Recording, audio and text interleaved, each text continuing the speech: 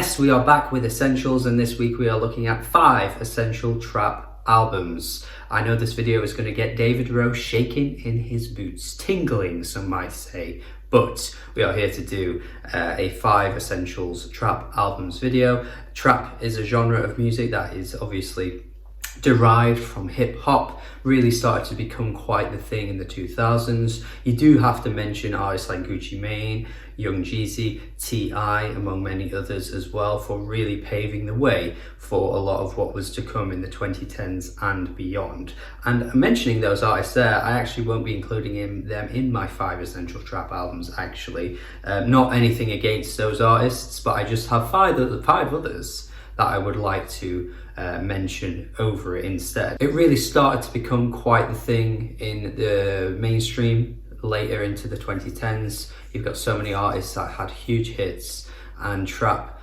became this no longer niche sound in music and became less about what it originally started out as well. Perhaps it got a bit more I guess commodified, or maybe even sanitized for mainstream purposes. But to be honest, there is a sound here that still is quite niche in the makings of what trap music is, and you still get a lot of people out there that can't really ride with this kind of thing and still don't really view it or value it as real hip-hop. And I think that'll just always be the way it is. I don't think that's ever going to change. You're going to get people that sway, like me, who originally didn't think it was worthwhile or had any real value to it, but then kind of becomes more accustomed to the sound later on and goes back to some of those albums that I used to hate and now really like. You're always going to get those kinds of people, of course, but I think the general rule of thumb is that a lot of people are just going to see this style of music as still being really dumbed down, really generic, I guess, all those kinds of words. And yeah, you're going to get your classic old head hip hop heads that are never going to really value this type of thing. But I am here to value it. I'm here to give you 5 essential albums in this style of music. Never touched on any hip hop in this series so far, so it's quite fun to touch on trap first. There's all kinds of subgenres that I will be touching on in the future, don't you worry. And do not forget that just because I'm mentioning 5 here does not mean there will not be a future video where I do a part 2 and mention 5 more, because I know there'll be some albums you're thinking, why is that not there? Well, let's leave room for more albums to come in a future video, shall we? Please check out my Patreon as well. That would be fantastic. You can get your say on these kinds of videos and be a part of these kinds of videos and vote on your own as well. So that would be wonderful to see. You can also join the Discord server as well if you just donate £1 or $1 a month. That would be amazing. And yeah, let's get on with it. 5 essential trap albums.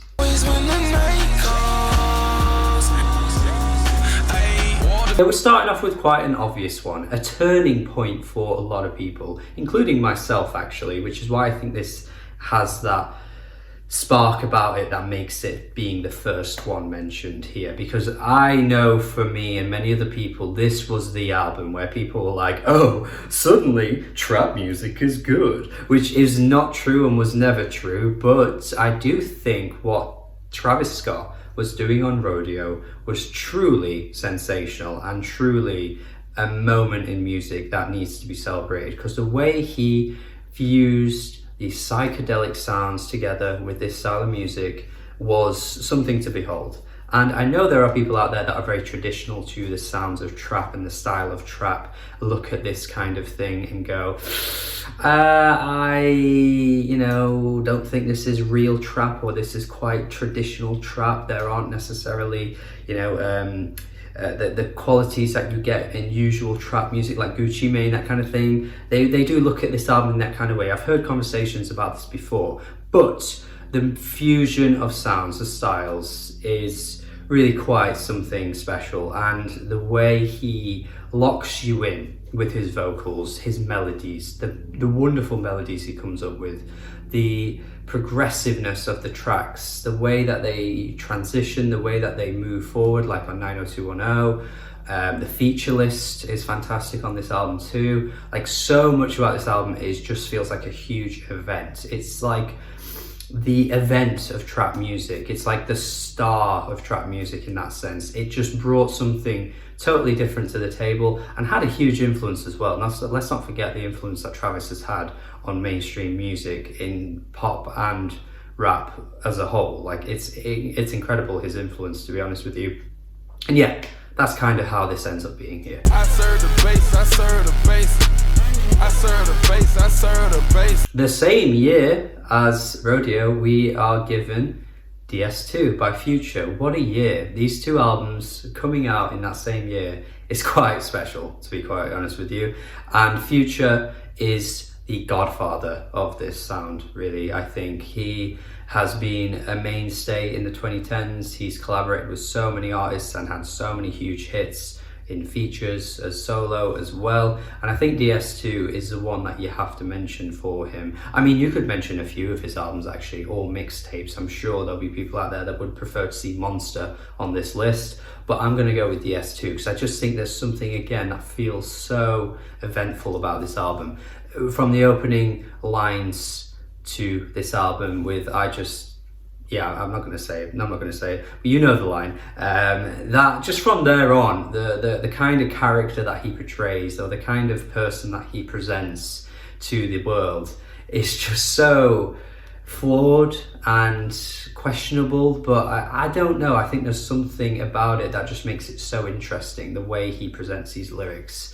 And good God, the melodies, the way he uses his voice and the auto-tune over these instrumentals is just fantastic. And it takes some time to get used to, I think, Future. I think Future is the type of artist that you're not going to be accustomed to immediately. But when you really start to get sucked into the way he puts melodies together, the beats, everything just really works. And I think DS2 is a rewarding album when you give it the time that it deserves. Baby, give me brain. Yeah. Baby, go insane. Yeah. Let me switch lanes. Yeah. Going with a more recent one now, Pierre Bourne, who has been an influential artist on a lot of other trap artists, Playboy Carti being the main one, who actually won't be featured in this video, but like I say, if I do another video on this in the future, don't worry, he'll probably make it into the second part. But yeah, Pierre Bourne's style, production, his haziness, the loops, the repetitiveness is really key to where trap music has become, like to where it has ended up, because this is now the way forward. You've got artists like Lucky as well, who are all about the repetitive loops and the psychedelic feel, the nature of the way that you kind of get lost in the beats and the atmosphere of everything. This is now what trap is becoming, and I don't think you could not leave off an album like this, because the way these transitions on this album just seamlessly flow into one another is special. Like, I'm so floored every time with the way he managed to have these beats work into one another so freely, so loosely, so beautifully as well. Like, this is beautiful at times. And Pierre himself isn't the most charismatic rapper out there in the trap world, but my God, what he does with his voice works so well for this music, and I can't not include it on this album because it shows a totally different side to the trap that you might be expecting.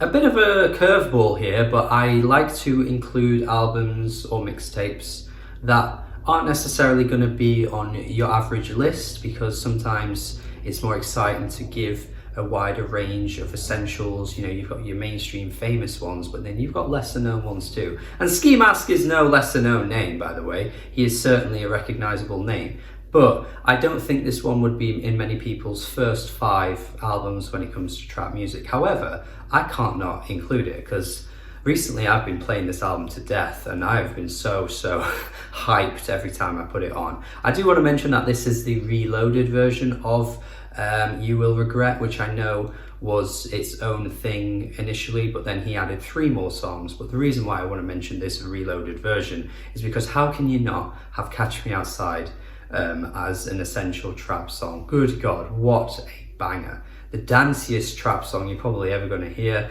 The way he uses his voice, he's absolutely all over the place, slipping and sliding and bashing into things with his flows. He's ridiculous on this track, and so many other tracks on this album too. They're just so hard hitting and bouncy and fun. I just think this album here represents another side of trap music that, again, you're going to get something totally different. It's more about being, you know, the party anthems rather than it is about being atmospheric or, you know, beautiful like Pierre Bourne. So yeah, Ski Mask is such a unique character in the world of hip-hop music that I just think this had to be mentioned as an essential trap release. A huge part of the SoundCloud era as well, may I add. Like, that was a major part of trap music in the 2010s, and this, for me, needed to be mentioned because that era is quite influential when we look back on it now.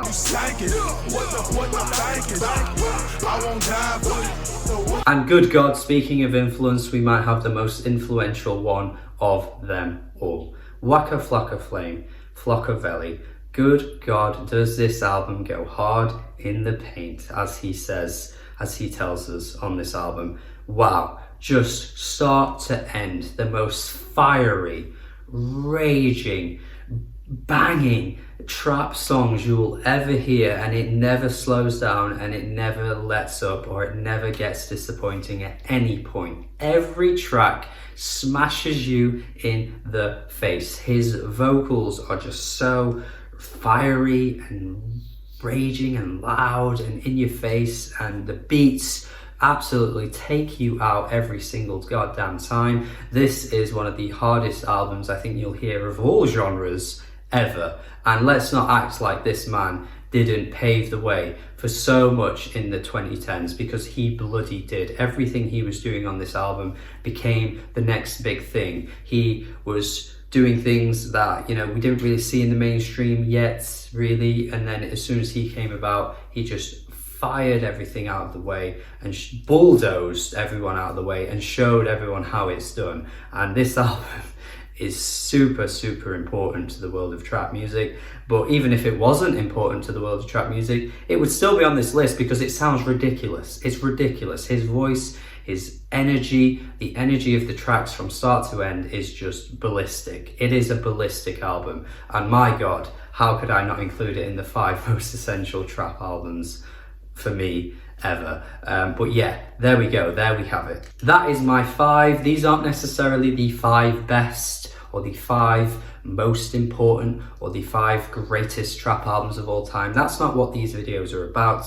It's just for me to give you 5 albums that I think you should be checking out within this genre, maybe as a starter pack, maybe as a way to kind of go back to something and change your mind if you're not really that into the sound or you're a bit skeptical, or maybe if you've actually just never heard of any of these albums before and you're just looking for new music, then there you go. You get 5 here. This has been my 5 essential trap albums. Please tell me yours in the comments. There may be a part 2 one day, as I keep mentioning as well. So if it's not been mentioned in this one, I'm sure there'll be another one in the future as well. Thank you for watching as always. Check out my Patreon, subscribe if you haven't already as well, and goodbye.